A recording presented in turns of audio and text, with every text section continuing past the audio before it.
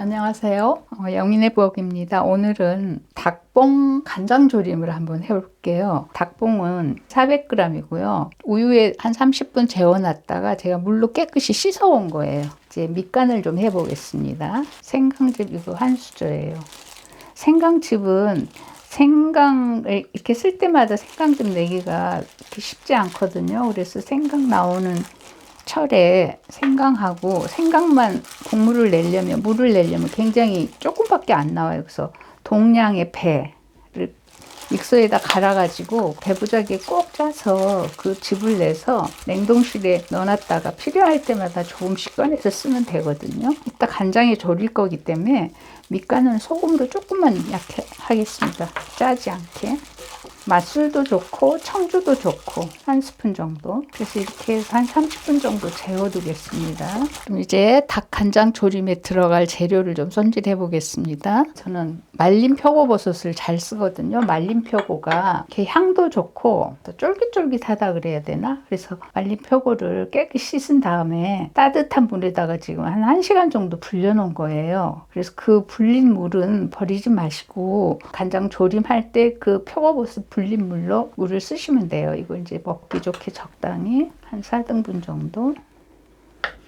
말린 표고 없으면 그냥 젖은 표고 쓰셔도 돼요. 근데 저는 말린 표고를 주로 잘 써서 이걸 준비를 했습니다. 그리고 당근은 4분의 1개 정도 되는데요. 좀 큰 당근. 뾰족한 부분은 이렇게 다 좀 손질을 해놨어요. 미리. 양파 작은 거 1개. 좀 크게 잘라주세요. 양파도. 파도 좀 크게. 파는 한 반 뿌리 정도 됩니다.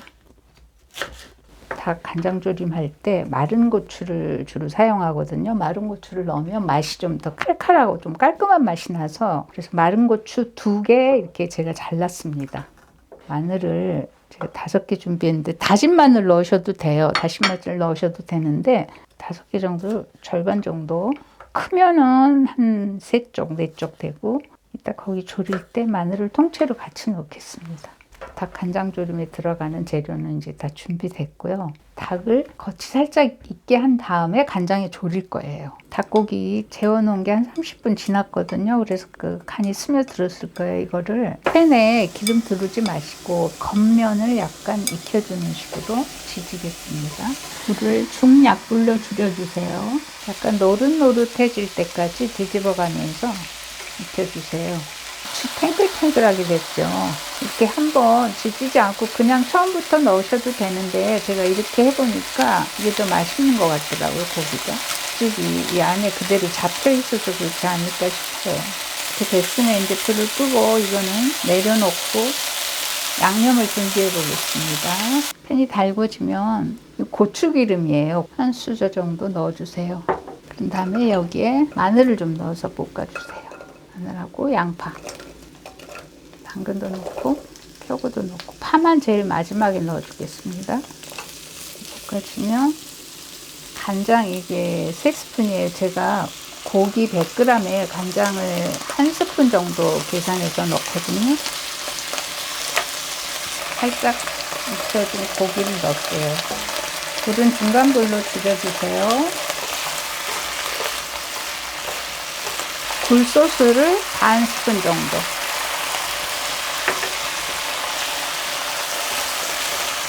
이렇게 볶아주면 아까 표고버섯 5개에다가 따뜻한 물 2컵 정도 넣어서 그 불렸던 거거든요. 그 표고버섯 불린 국물을 여기에 넣어주세요. 뚜껑을 덮고 끓여주겠습니다. 한 20분 이상 끓여야지 좀 고기가 부드러워지더라고요. 중간 불에서. 중간 정도 끓였으니까 제가 한번 간을 다시 보겠습니다.